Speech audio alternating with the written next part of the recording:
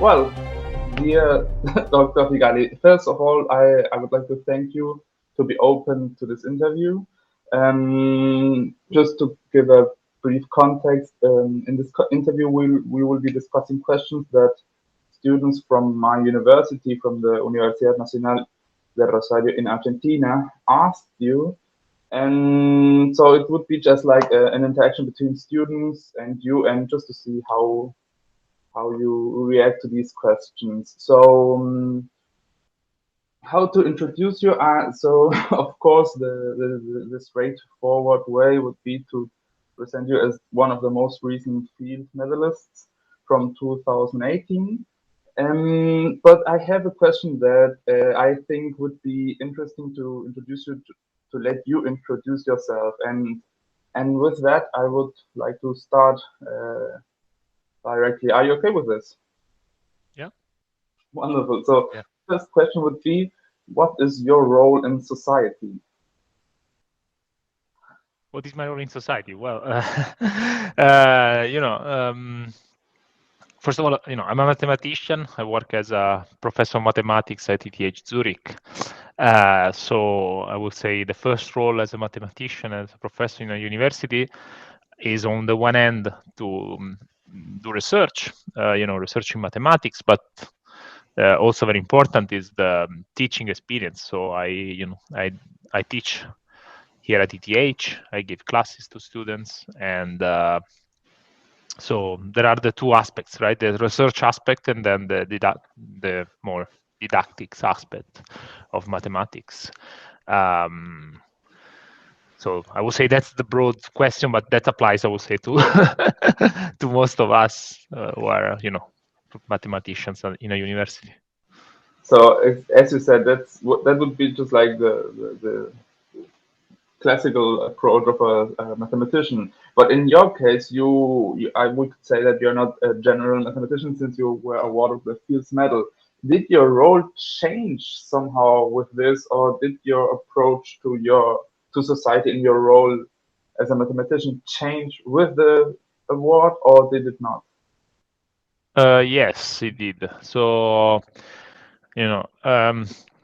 clearly the Fields Medal came with visibility, international visibility. This means the occasion to interact with people which are outside of the standard academic environment. It can be, on the one hand, people more from industry or from different environments, but also the interacting with students, maybe high school students or younger students who just want to understand what is mathematics, what does it mean to be a mathematician, why mathematicians exist, and these kind of questions.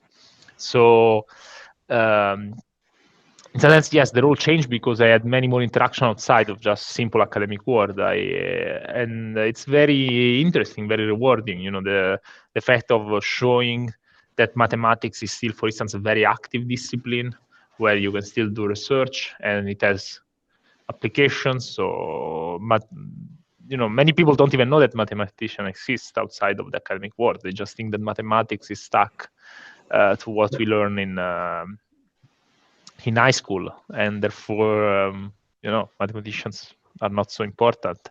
And also, I would say broadly, mathematics is not really well represented in society and not well explained what is the role. And so overall, I would say the two aspects. And also, it's nice to inspire young students, just give them some overview of what could be an academic career, for instance, or things like that. Wonderful. So you just mentioned that in the non-mathematical community, there are many people who think that everything is done in mathematics.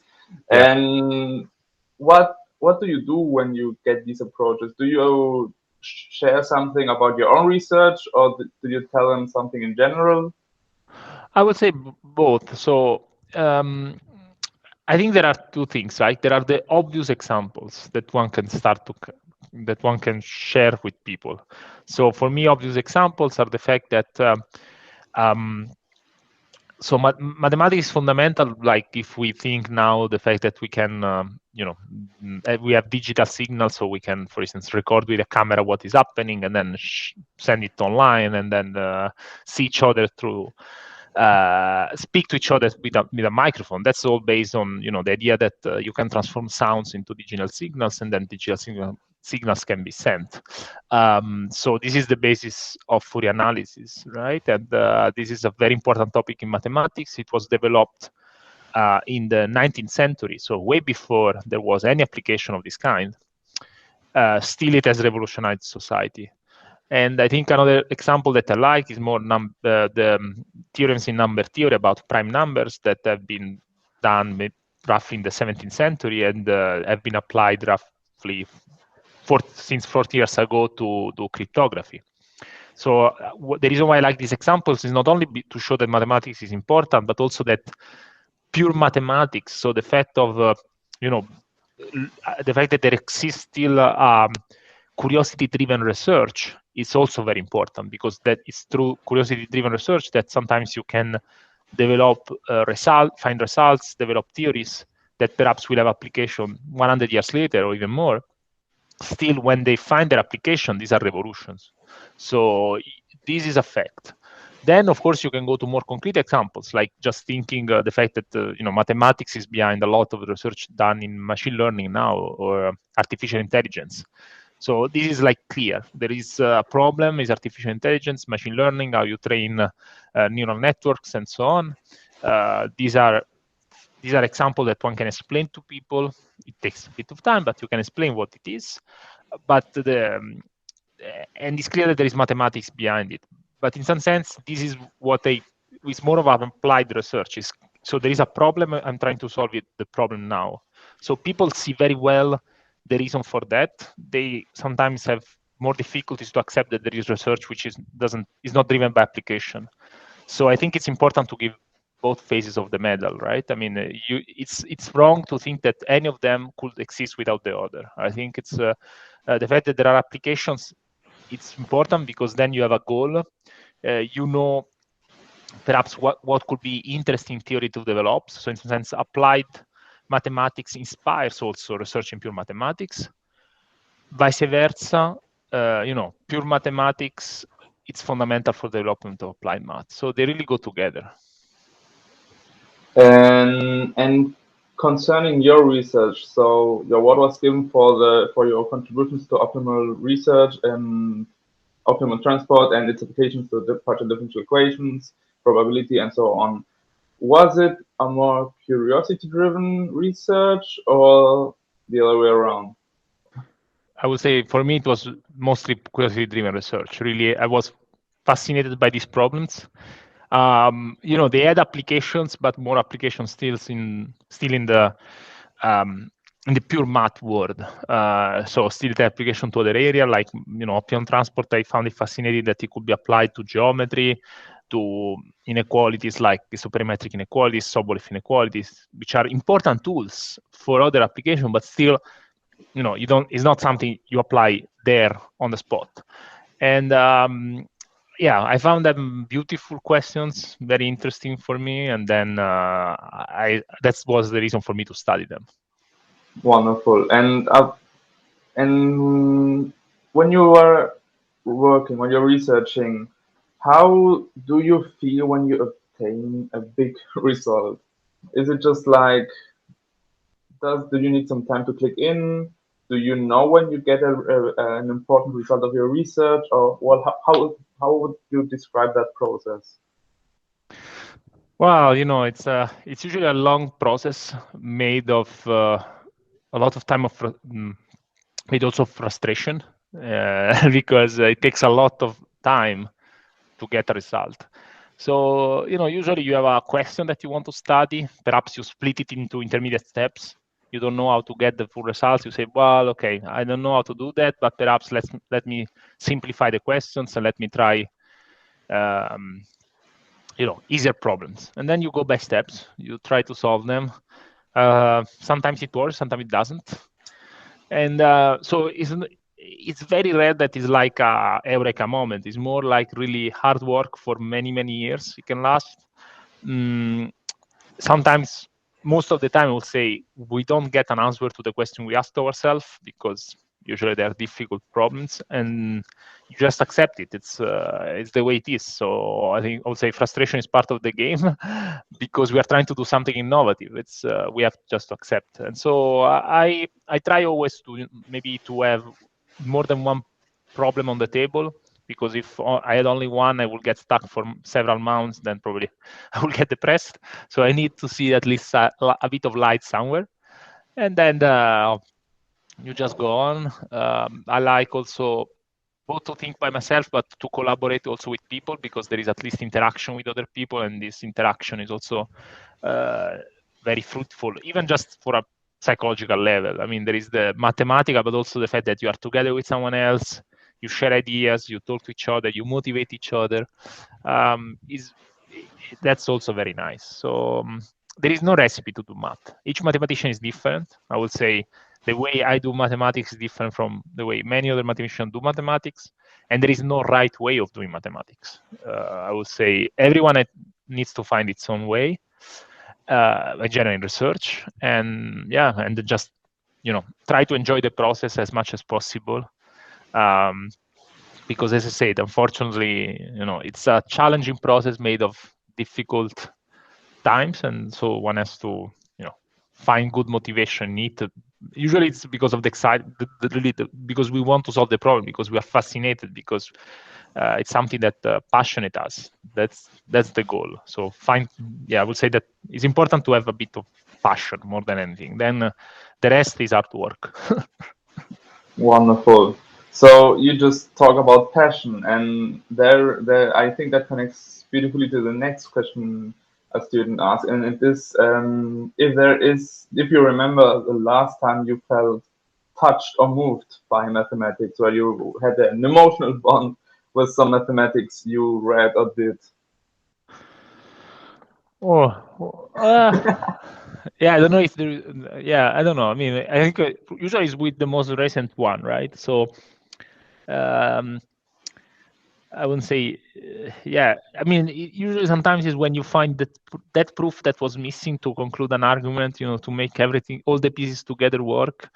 Like very recently, we finished a paper with two collaborators, Joaquim Serra and Xavier Soton, on a problem which is about understanding how ice melts inside water. So it's a very classical problem called Stefan problem that actually has been studied a lot by the Argentine mathematician Luis Caffarelli in the past. And we managed to have a very precise understanding of how this phenomenon happens. It's really very fine analysis questions. It boils down to some questions, just pure analysis, very refined. And for many, many years, we got stuck because there were always pieces missing. And then there is this moment where you finally get this last piece, where you're like, wow, finally. And then everything makes sense. A posteriori, also, there is this strange feeling. Once you have the answer, you're like, oh, it wasn't that difficult, perhaps, after all. I don't know. Which I think, which I don't know. A posteriori is not the good way to think, because then we always diminish ourselves. I mean, it's very difficult to get to that answer. But if I noticed that so many times in my career, that after you see it, you're like, wow, perhaps I could have got it that faster. But it's like once you know something, it's too easy, right? This is everything always in life. If someone already told you what would happen, it would be too easy to get the answer. So in fact, it's wrong. You should just get excited and say, yes, I did it. Fantastic. So in Spanish there is a saying which states, después de la batalla somos todos generales. After the battle, we are all generals. Yeah. So that's basically what you're talking about.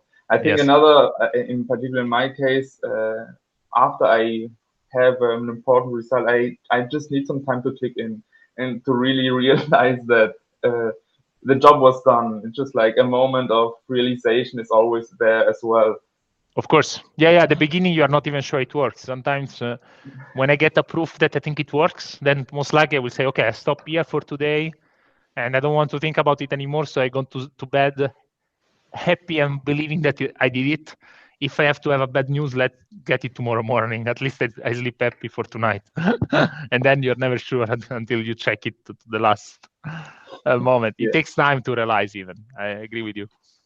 Wonderful. So And now about perhaps some a theorem or a proof, not necessarily a contemporary one, but perhaps a historical one where you would describe the proof as beautiful, just like a theorem where you say, "I love that proof." There are many, but one that I particularly like, I mean, that's, again, very much in this, it's very personal, of course, but I like a lot there is a theorem by De Giorgi about the regularity of solution to PDEs.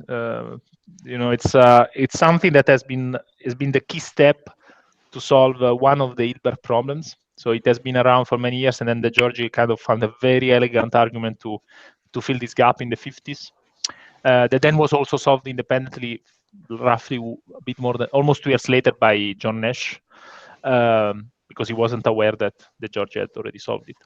And it's a beautiful proof because it's really about so to prove regularity of PDEs. For many years, mathematicians found a lot of techniques that were all linked to the fact that there are equations for which you know how to prove regularity, which is usually the Laplacian. So it's an equation for which you have a lot of things because you can write things explicitly. You can do computation by hands. And then there was a theory which is called Schauder theory, which is like, okay, if I'm not the Laplacian, but I can say that I'm very close to the Laplacian, then I can still do things. So there is kind of what is called the linearization techniques. I'm close to something, and then I know how to transfer information. And then there was this nonlinear world of what is called PDEs with measurable coefficients, where nothing was known.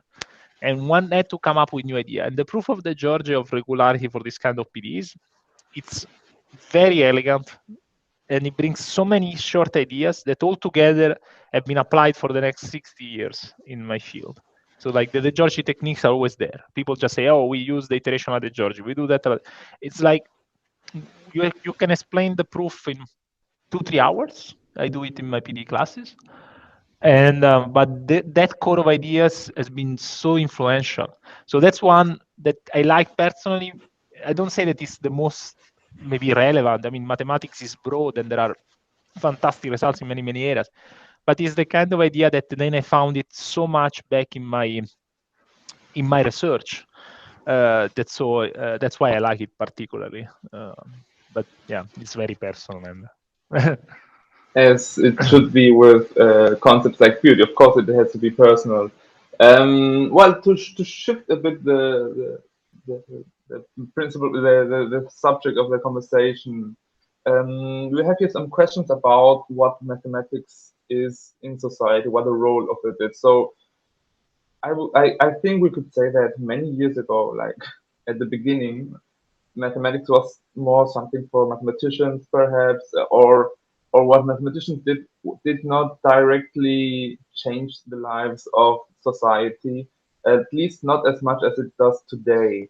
So the question would be, what do you think is the current role of mathematics in society today? What are future challenges, or what do you think?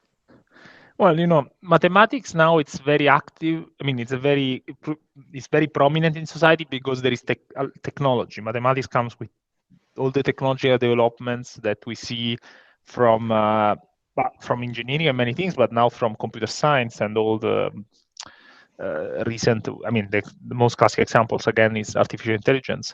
I mean, mathematics is present all time, and so the challenges of mathematics, I think, are several. On the one hand, there is the applied world, the applied math that needs to stay as, let's say, behind the developments. It's not easy. So technology goes faster than research.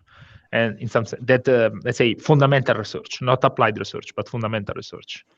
So it means that perhaps things work because we see that they work, but we don't know why they work. And then it takes time to really understand what's going on. So on the one hand, I think I would say that, so there are a lot of things that we see happening, and we want to understand why they work. And I think it's important that we do, because it's only by having a very deep understanding of what's happening behind that you can really even improve things. So if you, if you just go by trials, in some sense, at some moment you are stuck. There is a moment where you cannot push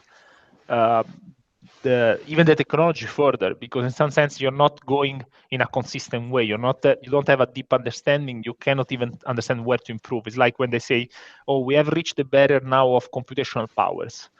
In some sense, in computer science, they know that what they've done now is essentially they are almost at the border. And it's not because of computers cannot be more powerful. It's because the way things are done is essentially has reached some limit. And then unless you take a new viewpoint, you redevelop perhaps some way of doing, solving some computational challenges, for instance, you cannot push forward. So, and then it becomes theoretical, a theoretical question. So I will say that, so there is the very challenging applied mathematics research, where you really you have concrete questions and you would like to answer them, and they're difficult. On the other end, I think there is all the pure math world that goes on, and it's important it goes on, and mathematics has never been so active as now. We have so many mathematicians across the world. If we see how many papers are published every year, it's a huge number. And I would say that the area that are developed, mathematics, I mean, you can develop mathematics in many, many directions. But usually the area that survives are the one that the mathematical community thinks is relevant. It's a self, check process where if something is not relevant anymore, just disappears. And so now mathematics is developing a lot. Analysis has many questions. I mean, a topic that is very dear to me, optimal transport, is having more and more applications. That's why the community is growing. But then any other area, I mean, algebraic geometry, differential geometry, number theory, or all these branches have so many questions still that are at the core of the research of many mathematicians. So, I would say, mathematics will keep developing and in the two directions. And the fact that I think society is going so fast, it will just be a source of problems and also a source of more collaboration. So mathematicians tended in the past, I would say, to have less collaboration with other disciplines. Now we see much more people who work maybe at the interface. For instance, statistics department, there are mathematicians who work with computer scientists, who work with collaborate with Google, IBM, or all these big companies. They have joint PhD programs. So a lot is happening, and I think this is just the beginning. Yeah, I see. What this brings to mind is the question about the society's trust in science in general. So what I think is the following. I think that mathematics has a particular role in science because it is as exact as science can be. And so the question would be if, given that science in general has more and more influence in everyday's life of everybody, can mathematics, being just like the most exact science of them all, just help perhaps to gain the society's trust in science? Is there something? Yeah, that's not an easy question, right? I mean, I would say definitely mathematics should be the one that gains the most respect from society, because it's the one where, I mean, many sciences are not exact. Mathematics is essentially an exact science, but the problem is that how this is communicated. I think there is a lot of miscommunications. We have seen that in the recent months also, when this pandemic happened, for instance, and how people transmitted informations. It looked like, things happened because mathematicians didn't do their job or something like that. While, it's much more complicated than that. There is math, but there is politics in it. There are people involved, and you have to put many parameters together. There is economics involved. So the problem, of course, I think people need to. I think it's important that science gets a more prominent role in society, and people believe in science, because I mean, science is fundamental. I don't know if mathematics can be the answer, because the difficulty is to communicate in a clear and honest way what mathematicians do and not. It's and unfortunately there are always intermediates, and the way things are communicated are not always clean. So I think it's more of a global process, and this should start from the beginning when kids are young. I mean, the fact that with science we did so many things. With science, I mean, our world is better than it was before. No matter how much people can criticize what's happening now, if you compare it to 100 years ago, 200 years ago, I mean, we are much better. We are much safer. We have medicines. Our expectation of life is very high. People die much less. I mean, there are so many things where we improved. So, and this is through science, but that's things that are not well explained, I would say, from the not even from the early age to kids when they do history or in general they learn about what happened in life, I think. So but yeah, mathematics should definitely, what I think is that mathematics now, more than just getting trust in science, I think people trust mathematics. That's not the problem, but just that mathematics is not even, it's like it doesn't exist for many people. It's completely useless. They don't see the point, and that's a pity, because it's very easy to give simple examples, as we were discussing before: number theory, cryptography, Fourier analysis, digital signal. It takes very little to pass this message, but it's not done. So I hope it will be done more. This could be done even, again, I think at the school level it should be done. When to the students, you should just show them, instead of spending hours and hours just to do computations, how to solve quadratic equations and so on, understanding the volume of the sphere or whatever. Just spend 1 week to see a cool example of why mathematics can be important. Perhaps if people retains that, and then this will go in society. This will pass through generations, because the kids are the future.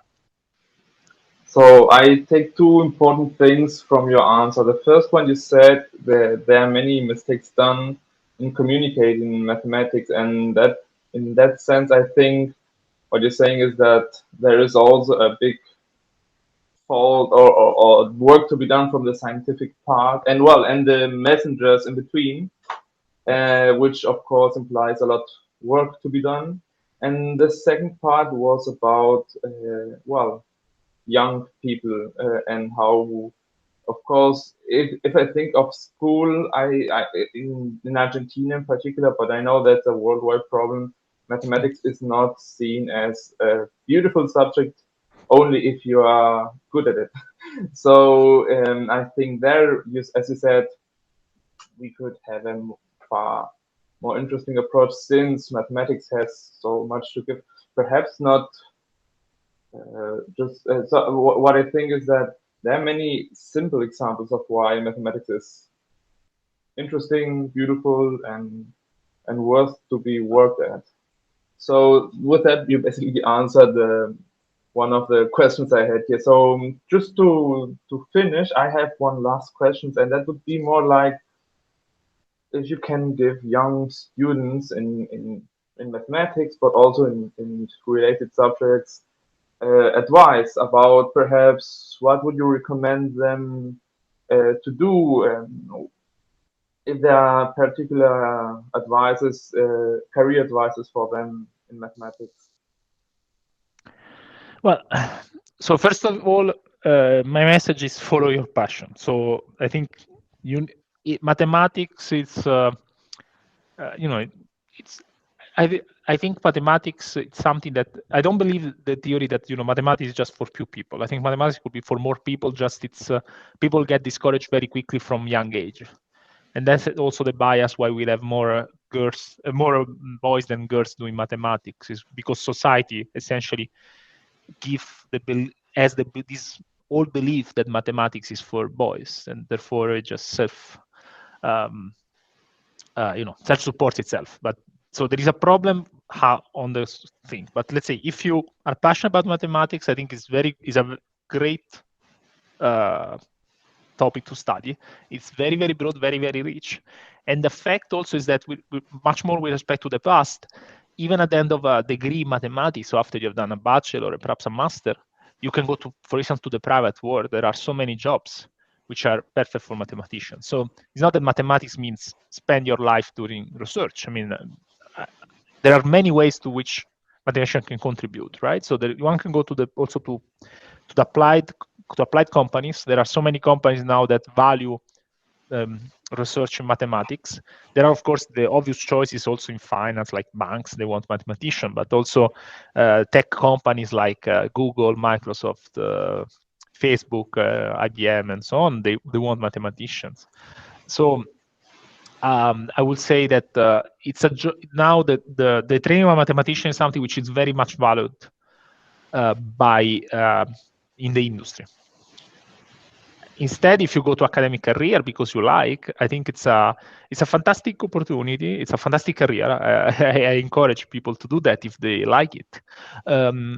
I think it's important to understand, as I said, and that's why I always repeat that frustration is part of it. Doesn't mean that because you don't solve a problem that you're not good at it. It just means that you're doing a challenging problem as it should be. So don't take that as a sign that you're not good at it. Just one needs to persist and do his or her own best. And I think it's one thing that was very good for me was to be exposed to a lot of mathematics, especially from the beginning, like listening to talks and learning many things, trying to just learn mathematics at the beginning makes a huge difference. So now one good advantage of this pandemic, so if this pandemic has been a disaster, but if there is an advantage that it has, now many things are available online. So there are talks online, there are summer schools that are recorded and people can watch. So profit of that. If you want to learn a topic, profit of that. And then, then just choose your topic, the PhD topic. The important thing for a PhD is choose an advisor, which is, the good advisor is very important for a PhD. So you have to find an advisor that, you relate to, but also that does mathematics that you enjoy. And then this advisor will follow sometimes you through your whole life because it will be there perhaps suggesting you where to go for a postdoc and so on. But for sure, the two key things is try to learn a lot, especially at the young age. Challenge yourself a lot with exercises. So like manual exercises, trying to solve problems, it's very important problem. Like there is sometimes a tendency to learn a lot of theorems and never see examples. That's not good. I think it's important to get your hand dirty on examples, and then try to understand which kind of area is the one that you like the most and go for it. Do your best, and don't worry too much. Also, as I said, because there is always, even if at some moment you realize that research is not the best for you, there is a lot of work also available from mathematicians outside. So do it with a bit of peace of mind as well. So thank you very much for that answer, because it captures everything that I think is important. You say don't worry too much, and it sounds easier said than done, but it's very important. And so thank you very much. I think that would be the perfect moment to end this interview. I just have a last comment for you, because I discussed, as I said, these questions with students.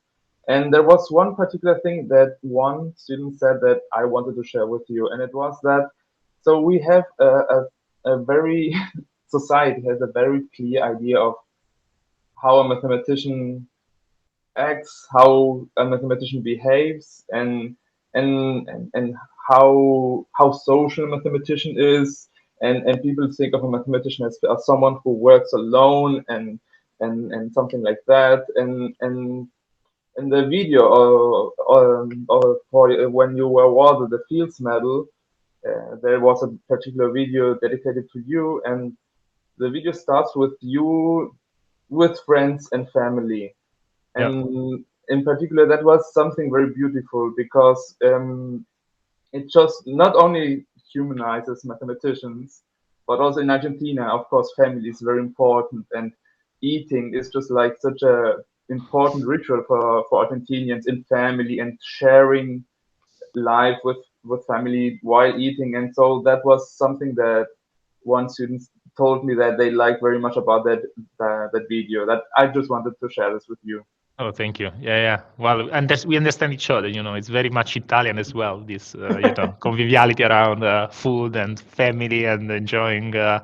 It's very important. I think life is made of many, many aspects, and it's not even true that I think even to do research, it's important to have good piece of being relaxed and even also having other things, because then when you focus, you can concentrate better. I think you have a more positive attitude. I don't know how to say. I don't think this old view of mathematicians just working their corner, being completely isolated, it's less and less true in modern mathematics, and that's good. I think I think it's important. We should support each other, and I have a lot of friends that everything started working together, and then we became very, very good friends with other colleagues. So I think it's a big family. Wonderful. So first of all, thank you, Alessio, for this interview. I enjoyed it very much, and thank you to the students who asked amazing questions and who gave place to this beautiful interview. And of course, thank you to the HRF for making this interview possible in the first place. So thank you for you all. I really enjoyed it. Thank you very much. My pleasure. Thank you very much. It's been a pleasure. Have a good